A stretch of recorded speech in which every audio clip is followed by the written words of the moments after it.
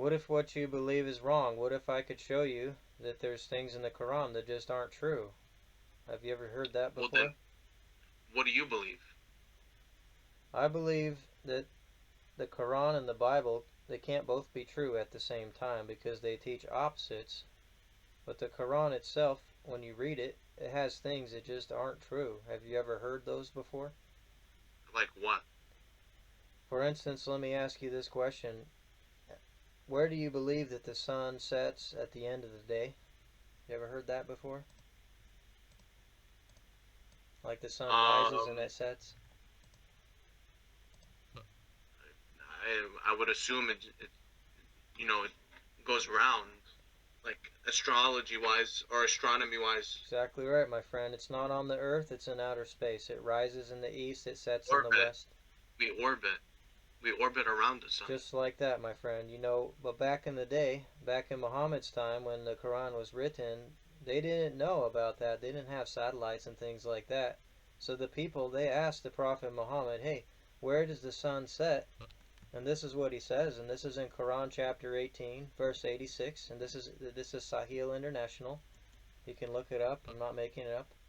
Here's what he says. He says, until when he reached the setting of the sun, he found it setting in a spring of dark mud, and he found it near a people. So he's telling the people, hey, look, the sun, it sets in a spring of dark mud. It's not a figurative thing, it's literal. He's telling them, literally, this is where the sun sets. Now, do you believe that? Do you believe that the sun sets in a pool of dark mud? Let me see. I'm bringing up the whole thing for context. Yeah, just in case there's doubts, there was a hadith written about it too. Here's the hadith as well. It's number 4002. And they're asking him, he says, I was sitting behind the messenger of Allah who was riding a donkey while the sun was setting.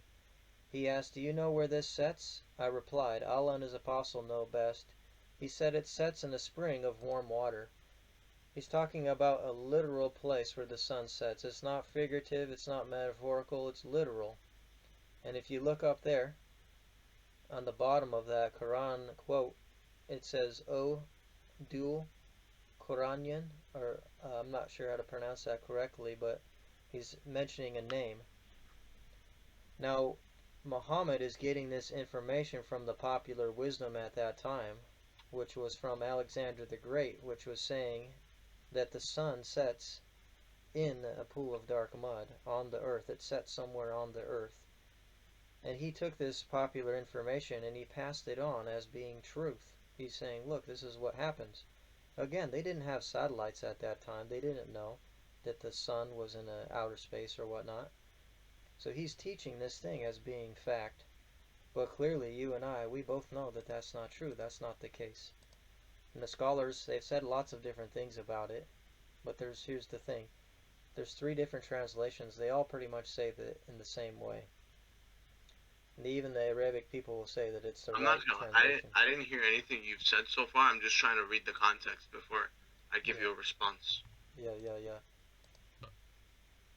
Listen.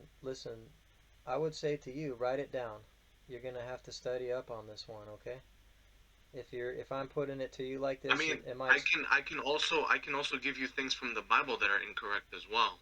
Yeah, brother, but things that are not factually incorrect. I'm giving it to you so you can study it today. I can give you things that are factually incorrect from the Bible. Listen, I'm putting it to you today because I care about you and I want you to know what are you trusting in, man? What's going to get you to heaven? That's a big thing. I trust the Quran. And the Prophet And if the Muhammad, prophet if the prophet told me that the sun was in the ground and I had to dig it to get it, I would still do it.